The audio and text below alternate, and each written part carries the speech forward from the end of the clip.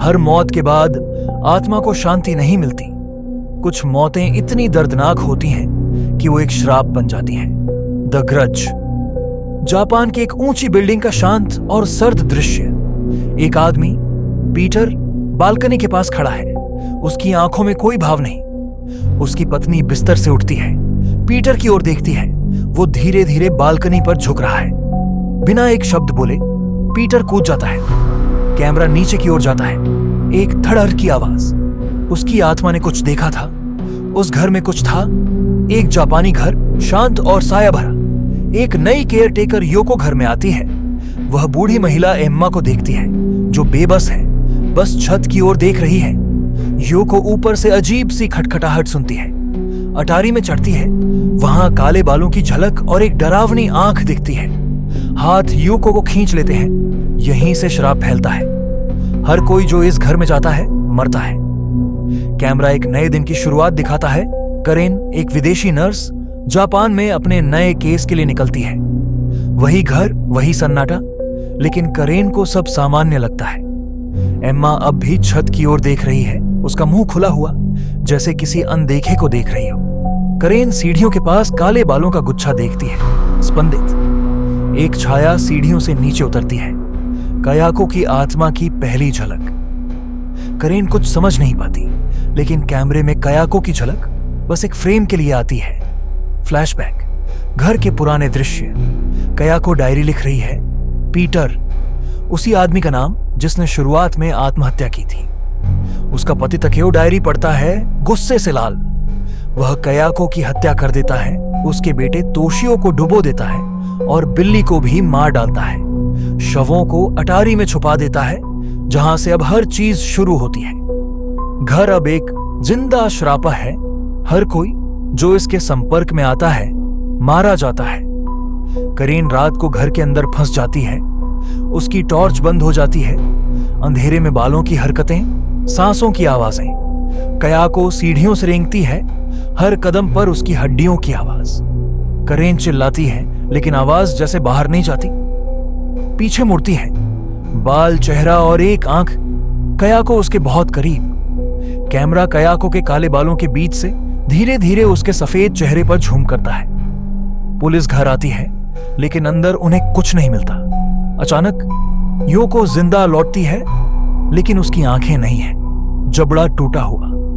वो ऑफिस में घुसती है और वहां एक और मौत। योको अब इंसान नहीं, एक श्राप का हिस्सा है।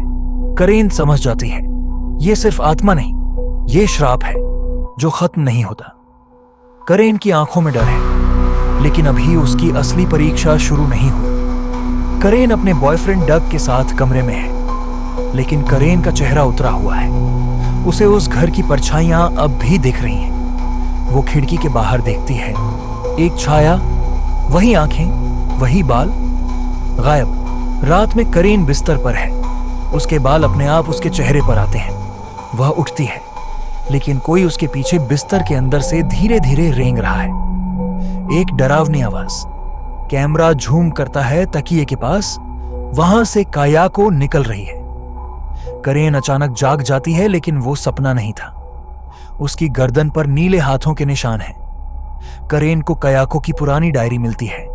उसमें पीटर की तस्वीरें और हर पन्ने में सिर्फ उसका नाम। पीटर, मैं तुमसे प्यार करता हूं। खून से सना एक पन्ना। करेन पढ़ते पढ़ते कांपने लगती है। तभी एक बालों से ढकी छाया पीछे दिखती है। करेन पलटती है, कुछ नहीं, लेकिन शीशे में कयाको पीछे खड़ी है। कैमरा धीरे धीरे झूम करता है। करेन के पीछे की दीवार से कयाको सरकती है। दीवार में घुलती हुई कयाको अब सिर्फ आत्मा नहीं, वो हर जगह है, कमरे, आईनों और दीवारों में। करेन पुलिस ऑफिसर से मिलती है। उसे पता चलता है पीटर वही आदमी है जो आत्महत्या कर चुका था। फ्लैशबैक, पीटर कयाको से मिलने आता है, लेकिन घर खाली है।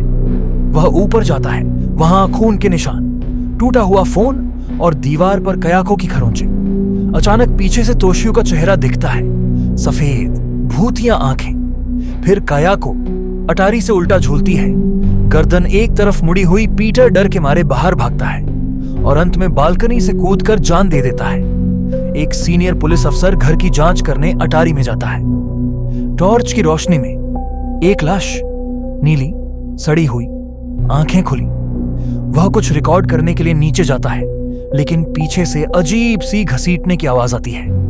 अटारी से एक सफेद चेहरा नीचे की ओर झुकता है, सिर्फ आंखें और बाल। काया को उल्टी लटक रही है, जिंदा नहीं पर खत्म भी नहीं। चीख सुनाई देती है, फिर सिर्फ सन्नाटा।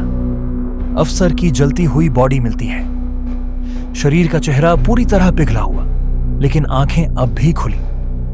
डग उसी श्रापित घर में पहुंच जाता है। करेन उसे ढूंढने निकलती है। घर में दाखिल होते ही चारों तरफ बाल उड़ रहे हैं, जैसे हवाओं में कोई शक्ति हो। डग बेसमेंट में गिर जाता है। एक सफेद लड़की, तोशियो की आत्मा, उसे घसीट रही है। काया को सीढ़ियों पर उल्टी चढ़ाई करती है, उसकी हड्डियां चटकती हैं, आवाजें तेज होती जाती हैं। डग की आंखों में वो काली रेंगती परछाई उतर जाती है। काया को उसे निगल जाती है। करेन चीखती है, पर देर हो चुकी होती है। डग की गर्दन उल्टी दिशा में मुड़ी होती है। करेन अब सब समझ चुकी है, इस घर को जलाना ही एकमात्र रास्ता है। करेन श्रापित घर में वापस जाती है। दरवाजा अपने आप खुलता है। हर कोना अब स्याह हो चुका है, हवा नहीं, सिर्फ सन्नाटा। मौत की सिग्नेचर चुप्पी। उसे डग की लाश मिलती है, एक जगह पर बैठा हुआ, गर्दन एक ओर मुड़ी हुई, आंखें खुली हुई, जैसे कुछ देख रहा हो। करेन रोती है, लेकिन अचानक डग की लाश धीरे धीरे उसकी ओर देखती है। पीछे से दीवार पर कायाको की परछाई सरक रही है। बाल दीवारों पर फैल रहे हैं, पूरे कमरे को ढंकते हुए। करेन नीचे गिरती है, उसके चारों ओर बल, सांस लेना मुश्किल। कायाको उसके ऊपर झुकती है। करेन बेसमेंट में एक औरत की यादें देखती है, कायाको की। कायाको का पति टाकेओ उसकी डायरी पढ़ता है। उसे पता चलता है कायाको पीटर से प्यार करती थी। टाकेओ गुस्से में कायाको की गर्दन तोड़ देता है। आवाज कायाको सीढ़ियों पर रेंगती है, बेटे को बचाने की कोशिश करती है, लेकिन टाकेओ तोशियो को भी पानी में डुबो देता है। कायाको की आत्मा आखिरी सांस लेती है, लेकिन आंखों में बस नफरत और बदला। तब से हर मौत, हर आत्मा एक दूसरे में समा गई। यही बना श्राप। करेन एक लाइटर और पेट्रोल निकालती है, पूरे घर में आग लगाती है। बाल जल रहे हैं, घर चीख रहा है, आवाज इंसानी नहीं है। काया को आग से बाहर निकलती है, लेकिन जलती नहीं, उल्टा और डरावनी लगती है। कैरन जमीन पर गिरती है, उसकी आंखों में कायाको की परछाई समा जाती है। अचानक ब्लास्ट, कैरन बाहर फेंकी जाती है। घर आग में जलता है, लेकिन कैमरा धीरे धीरे राख में कुछ दिखाता है। कायाको की जलती हुई आंखें अब भी खुली हैं। हॉस्पिटल, करेन की आंखें खुलती हैं। डॉक्टर्स उसे बचा लेते हैं। पुलिस अफसर पूछता है, डग की बॉडी मिली, पर कुछ अजीब हुआ। कैरन हॉस्पिटल कॉरिडोर में चलती है। हर लाइट अपने आप बंद होती जाती है। वो एक कमरे में जाती है, डग की लाश को आखिरी बार देखने। कैमरा नीचे जाता है और पीछे से फिर वही आवाज कायाको दरवाजे से बाहर निकलती है। धीरे धीरे कैमरा कैरन के चेहरे की ओर झूम करता है। उसकी आंखें सफेद हो चुकी हैं। श्राप अब कैरन में समा चुका है। कभी कभी मौत अंत नहीं होती। जब किसी की आत्मा दर्द में दम तोड़ती है, वो श्राप बन जाती है, और वो तब तक पीछा करती है जब तक सब कुछ खत्म ना कर दे।